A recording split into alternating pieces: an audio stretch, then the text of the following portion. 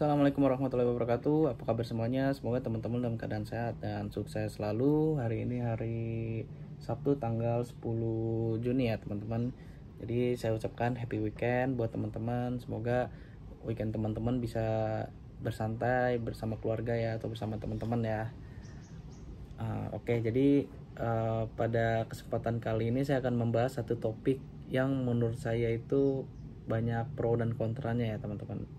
Sangat kontroversial lah, karena baik dari kalangan influencer saham, di kalangan profesional trader, di kalangan grup-grup saham gitu ya, baik yang berbayar maupun yang gratis di media sosial, banyak yang membahas tentang ini. Tapi saya baca komen-komennya tuh ya banyak orang yang pro kontranya ya teman-teman. Maksudnya banyak ininya lah, kontroversialnya gitu lah ya teman-teman.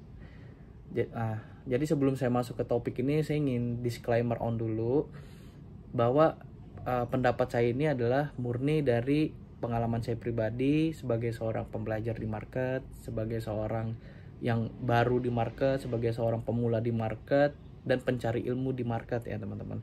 Jadi bukan saya ini sebagai seorang orang yang mahir, orang yang guru saham, sebagai mentor atau sebagai suhu. Biasanya orang-orang punya suhu dan segala macam. Saya bukan seperti itu. Jadi saya sebagai seorang pembelajar di market ya teman-teman, yang baru berkecimpung di dunia stock market ini ya.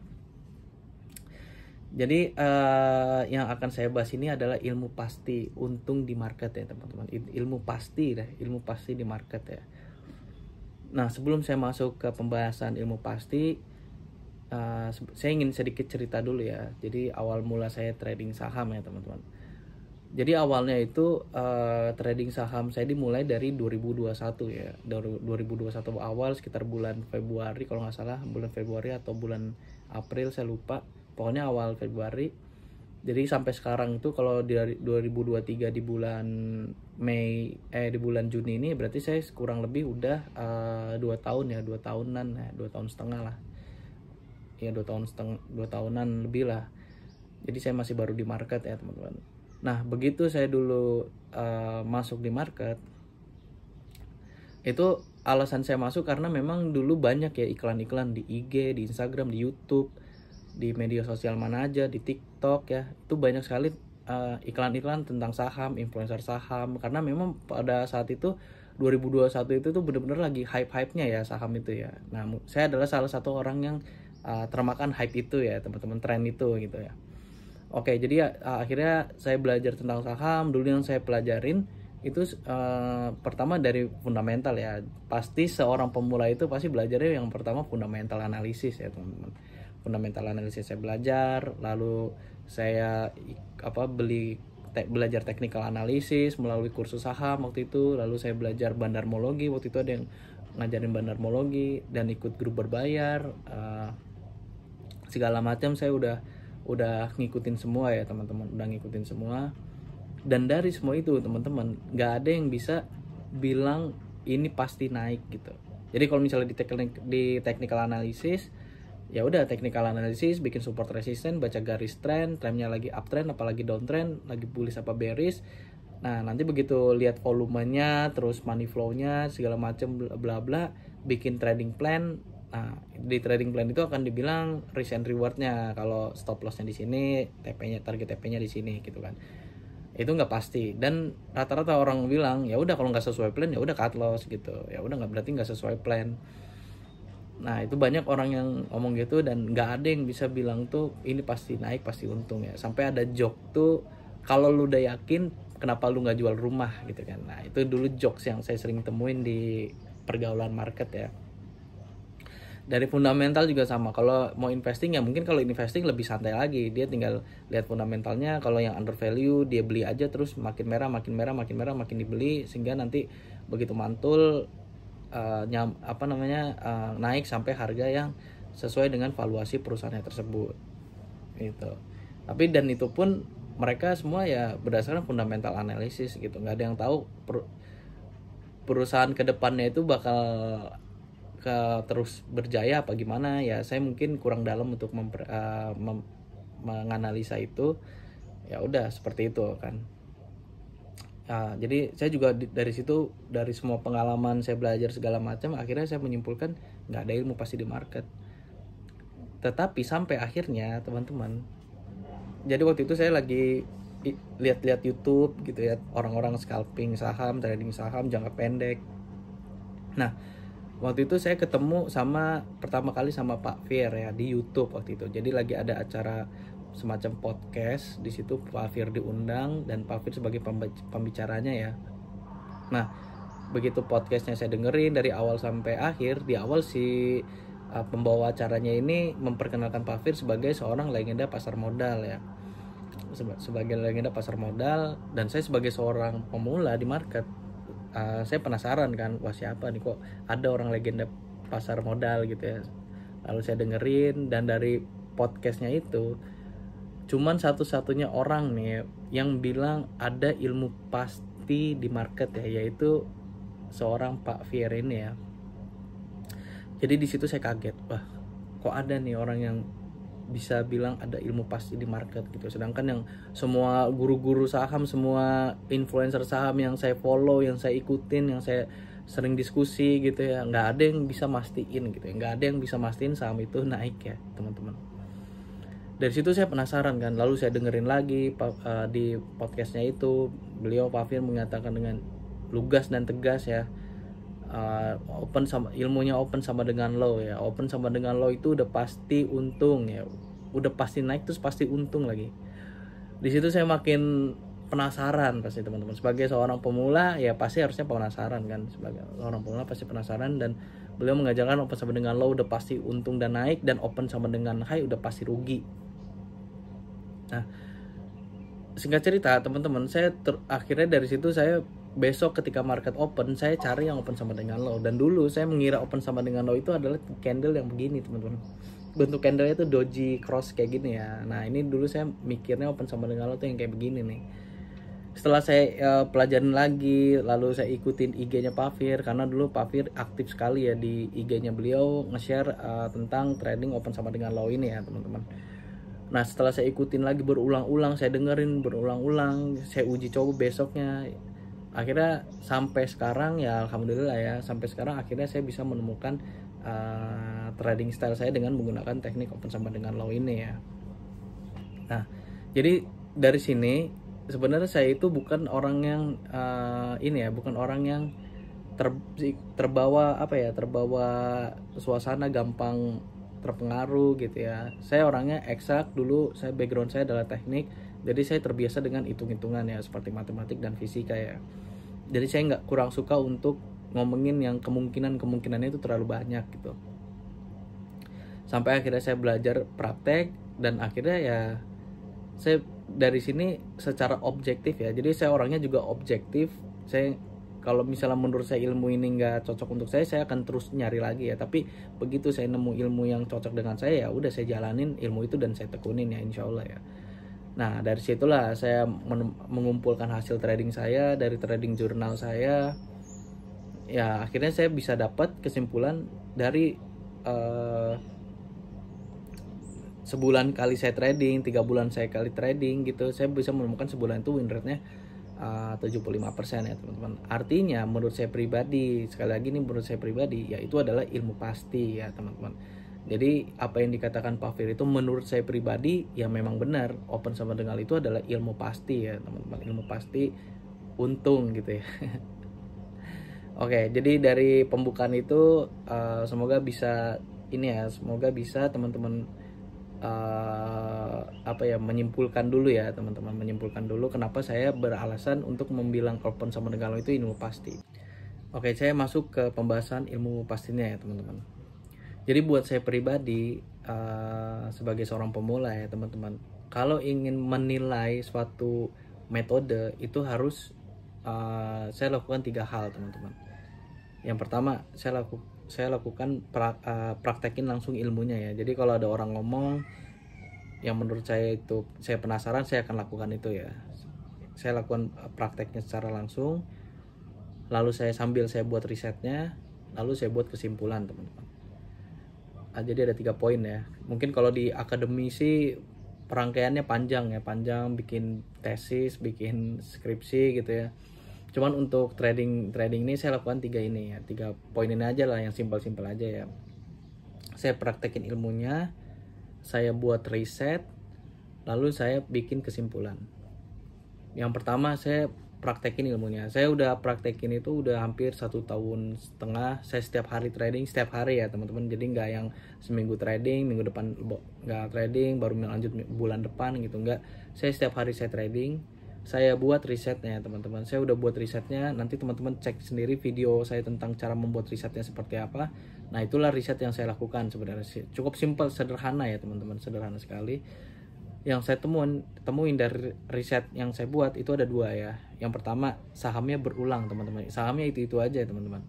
Yang kedua, win rate-nya 75% teman-teman. Jadi misalnya dari 4 saham yang muncul, yang salah 1, benar 3. Dari 10 saham yang muncul, yang benar 7, yang salah 3 misalnya. Dari 5 saham, yang salah 2, yang benar 3.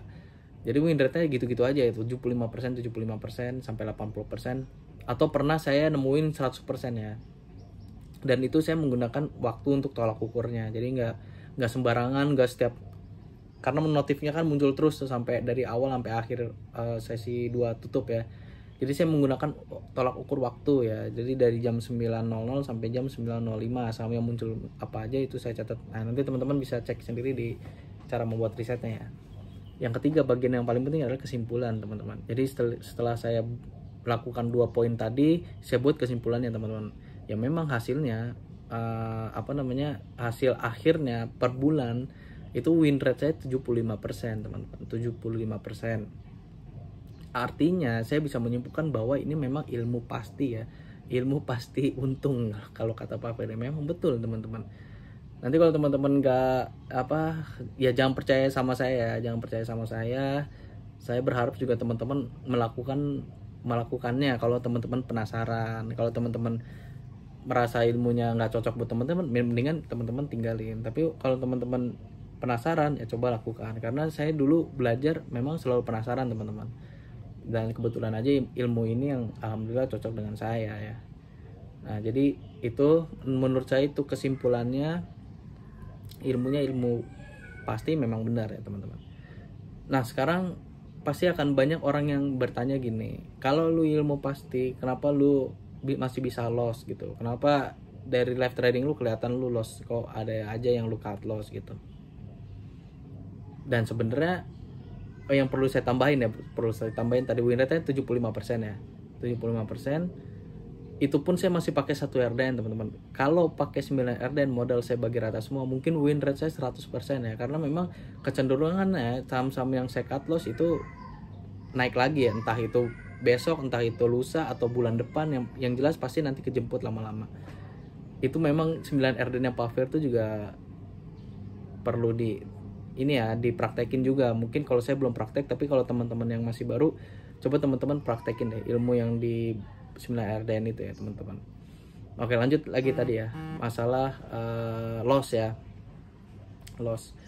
Kenapa kalau open sama dengan lu masih bisa loss, lu cut loss, padahal kan lu udah yakin ini pasti segala macem. Lu nggak mungkin bisa loss karena udah pasti kan kata lu. Ya saya akan menjawab seperti ini sih.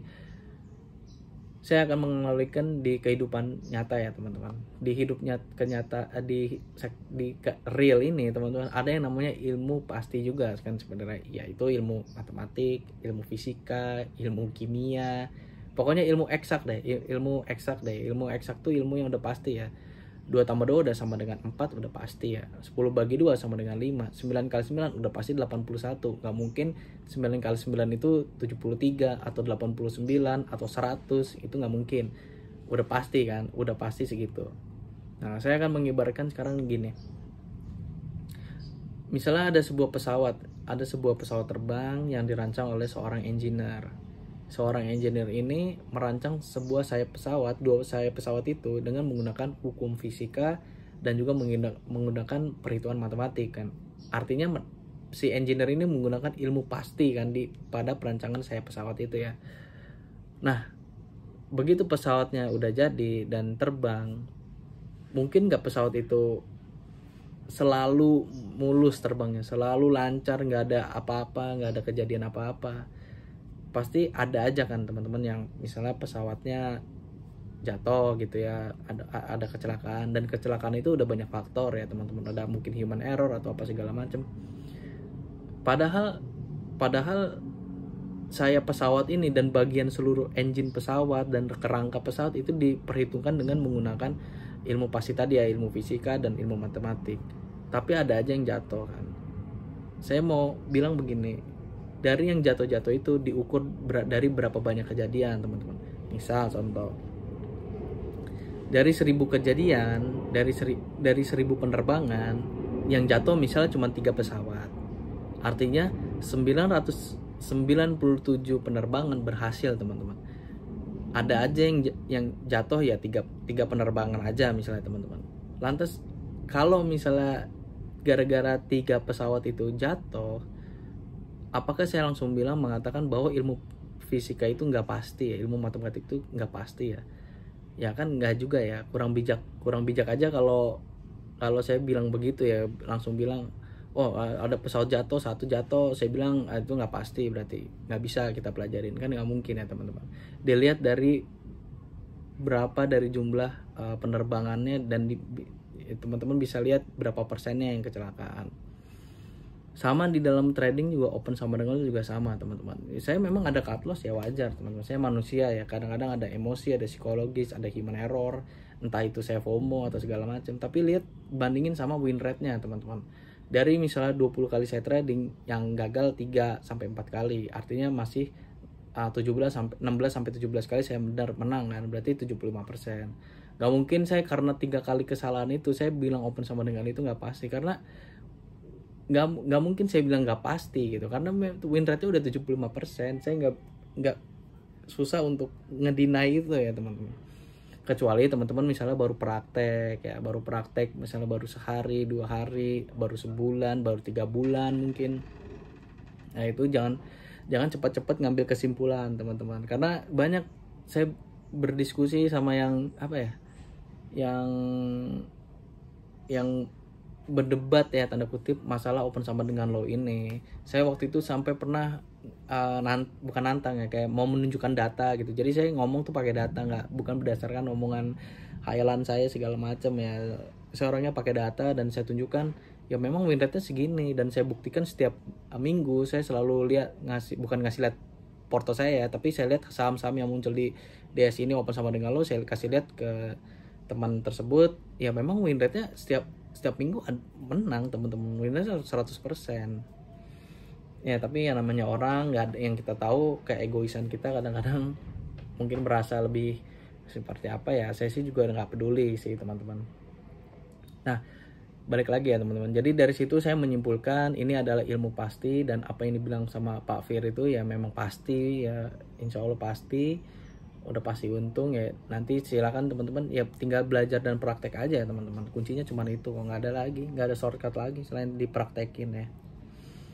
Oke, jadi itu aja sharing saya kali ini. Cukup panas ya teman cukup ngebul ya, karena memang ini pro dan kontra. Silakan teman-teman simpulkan sendiri, ambil positifnya, buang negatifnya teman-teman. Saya juga bukan memaksa teman-teman untuk menggunakan satu ilmu atau segala macam, saya nggak begitu. Tapi saya mencoba untuk menjelaskan dari sisi ininya ya, pendapat saya pribadi setelah saya menggunakan ilmu ini gitu. Jadi itu aja, kurang lebihnya mohon maaf. Assalamualaikum warahmatullahi wabarakatuh.